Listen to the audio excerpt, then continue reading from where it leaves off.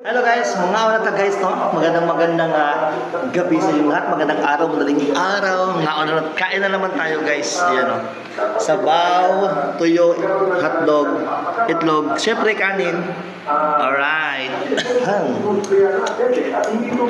May kayo na ng balita.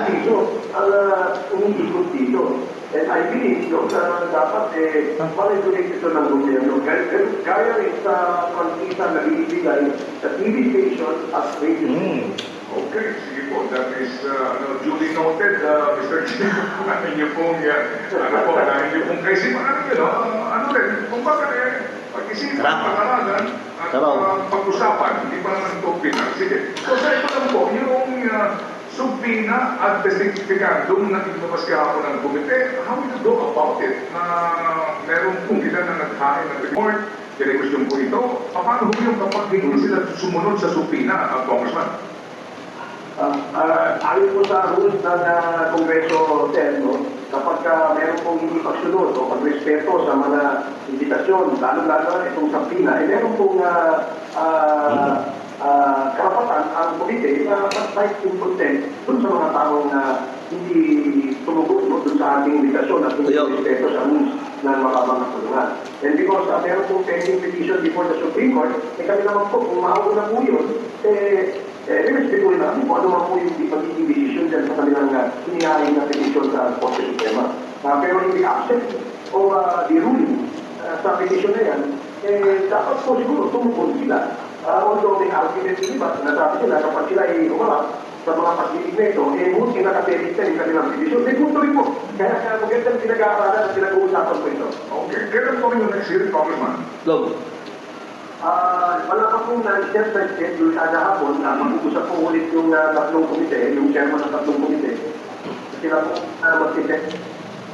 Opo. Kung kailan ang next hearing po rin yun. Okay, sige po. Sa PONG, salamat sa inyong panahon at paliwanag sa importante issue ito. Salamat, sir. Maraming salamat, sir. And more power sa iyong program. Opo, thank you. Si Congressman Ace Barros po. At isa sa mga committee actually ng Quadcom, pero ngayon po, tri-committee naman ito na nag-iimbestiga dito po sinasabi nga po yung usapin tungkol sa paglaganap ng fake news at paggamit po sa new media.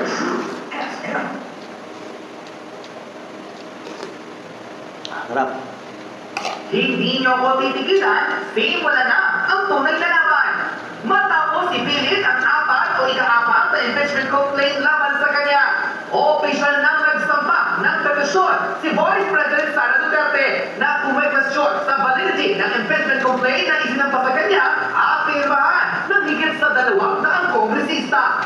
Sa official letter na isinumite sa media, pinatunayan ng Vice President na si Sara Duterte na lumabas ang House of Representatives sa Section B5, Article 11 of the Constitution kung saan tila nagbabawat sa mga kongresista maghain pa ng impeachment complaint kahit na may mga nakahain ng impeachment laban sa isang impeachable official.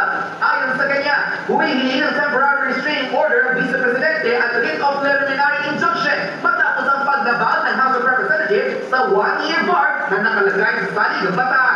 Ayon sa full report na Inquirer.net, Vice Sara Duterte filed petition at Supreme Court to President shall be initiated against the more than once within a period of 1 year. As a consequence, issue a writ of prohibition to enjoin the Senate of the Philippines from acting on the court impeachment complaint due to the violation of 1-year bar under the aforesaid constitutional provision. Duterte's petition came after she was impeached by the House of Representatives on February 5, 2025. Unquote. Ayon sa buong detalyadong balita, pinawawalang visa ang fourth impeachment complaint na isinampa sa Vice Presidente base sa petisyon ni Vice Sara. Ilan pa sa mga shocking revelation ang magiging abogado ng Vice Presidente walang iba kundi ang kanyang ama na si former President Rodrigo Duterte at father-in-law nito na si Attorney Lucas Garfield Jr. Narito ang buong balita na umani ng sakot sa reaksyon matapos office. Bibisara sa Supreme Court laman sa impeachment case niya. Kasi nga defective yun when it comes to procedures, no? Kayo wala Tuyo. sasahin ba kayo ng kanin na hindi niya i-measure yung tubig? Basta-basta yun na lang ilagay sangkap yung bigas sa tubig tapos iluluto. Ganun kasi nangyari doon sa Kongreso.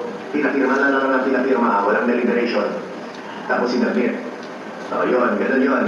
At ito pa, isa sa mga lawyers niya ay si Tatay Digong. So, wait natin yan, okay?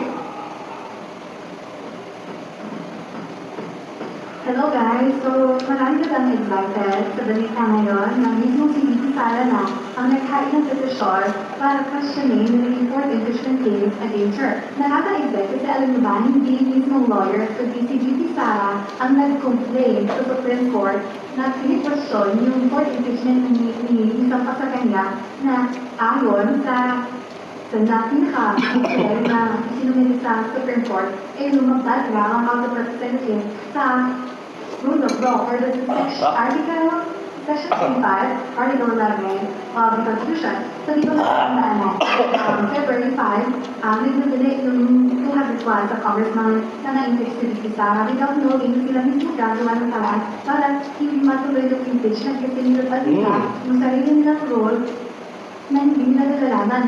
So para malinaw, ito yung pinaka-detailed report dati sa GMA News na inilabas nila recently. So Republic of the Philippines, Supreme Court Manila, Sara Vicky Perez, ang nag-file ha in her capacity as the Vice President of the Philippines versus House Speaker Martin. Okay, guys. So, yun lang, no? Tapos na tayong kumain, guys. Mabilis ang kain na. Yun lang. So, mag-ano pa ako, mag-live pa. TikTok live. Follow niyo ako sa Kyo Michael din. Yan. Thank you so much. Tapos na. Okay, guys. Bye-bye, guys. Thank you for your watching.